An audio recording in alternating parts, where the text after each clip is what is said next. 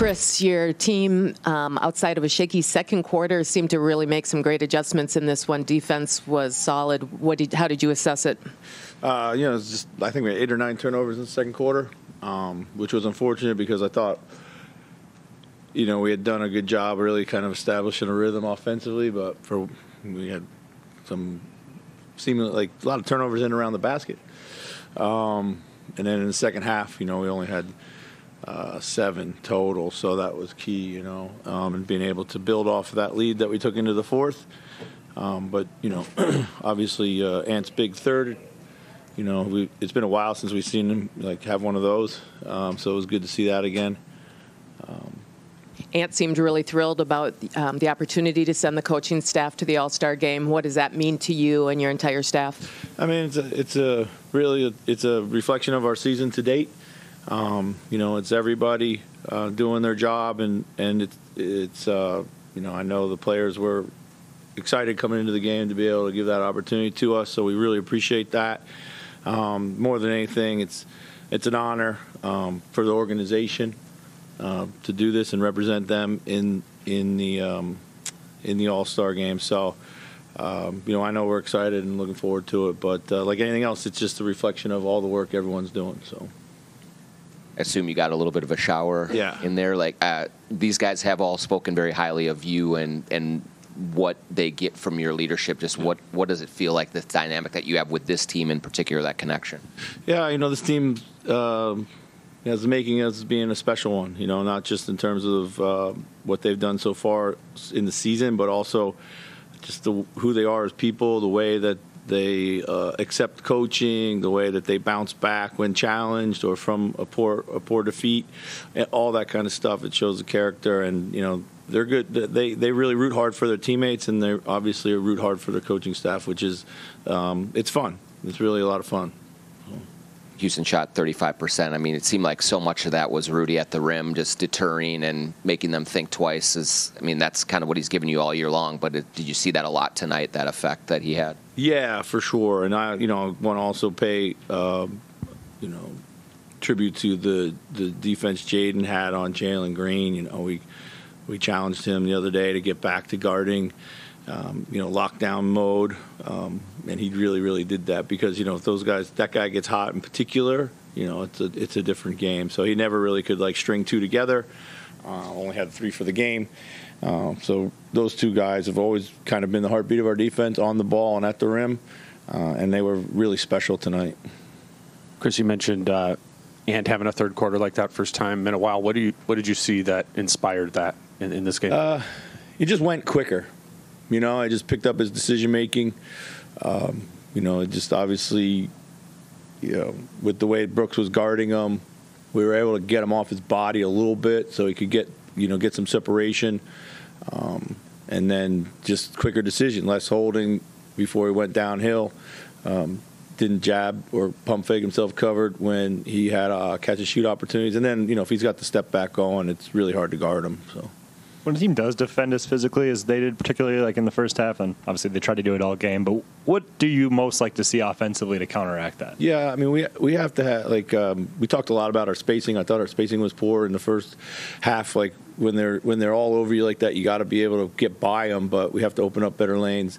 So that was better in the second half, and we just got to do a better job of finishing our cuts. When they're physical, just cut, finish it off. Open up space for somebody else when they do it, and also just screening. Kind of taking an extra second to kind of separate the defender from them. But mostly, you got to go quick. You just got to go quick. You guys have had a lot of success with empty corner pick and rolls this year. In the first quarter, that kind of sparked the offense. Got away from it in the second. Ran a handful more in the third. Is that something you guys just naturally flow into, or you look for in specific spots? Yeah, Mike and Rudy are very good at it. So whenever they're on the floor, it's something we try to accentuate. They did a lot of switching. They're a heavy switch team, so they switched a lot of pick and roll that didn't, in certain lineups, they switch 1 through 5, and then pick and roll that didn't involve the 5. They were switching a lot of that, so it kind of didn't allow us to get into that. But yeah, it's one of our favorite go-tos. It puts a lot of pressure with Rudy rolling with no backside help. in general, it doesn't happen all the time, but McDaniels has been fouling a lot less often. Yeah. It seems like his fouling doesn't really be a barometer of how well or not he's defending. So what is he doing well now in terms of not fouling? What's he not doing? I think a lot of times he feels like he has to. Well, he's very competitive, so when he's beat or maybe hit or a little bit dislodged out of position, he just has this competitiveness that he wants to win the play all the time. And so sometimes trying to make a great play at the end, whether it be a reach in or a swing, try to block it, that kind of stuff. I think he's just showing a little bit more composure in those instances where he might be beat or a little bit compromised, but still getting a good contest with his length. You're not gonna stop guys all the time. So yes, I think he's doing a better job with that.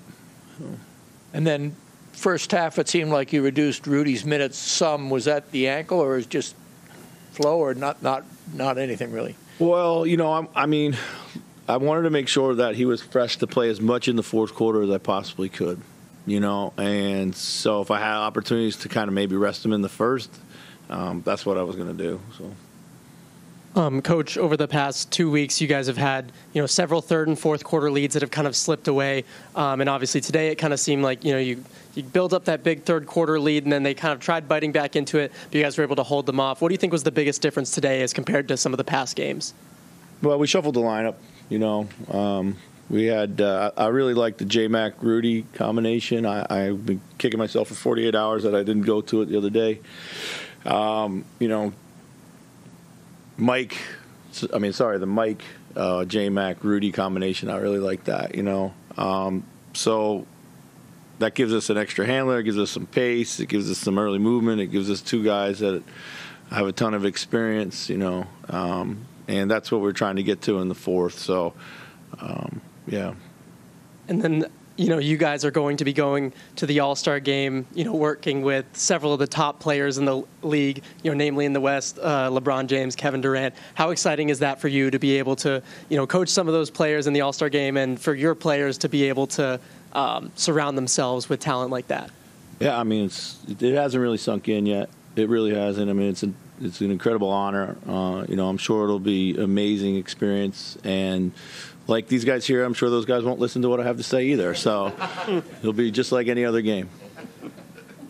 Hey, Chris, will you paint the scene for us? Did you get dumped on as soon as you walked through the door? Who got you? Yeah, they all got me with some cold water. So, yeah.